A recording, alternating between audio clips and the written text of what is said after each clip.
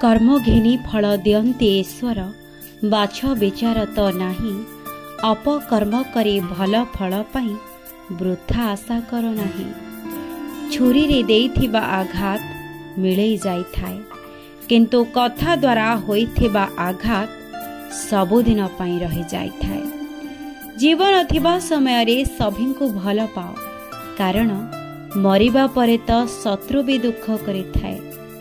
जीवन रे दुईटे जिनिस कंटिन्यू करवा छाड़ी दियंतु, निजर दुख आउ अन्यर सुख, तापरे देखिबे लाइफटा सरल और सुंदर हो जिवो। जदि मो कथाटी आपनको भल लगी तेबे मो वीडियो रे लाइक शेयर कमेंट करने को जमा भी भूलिबेनी।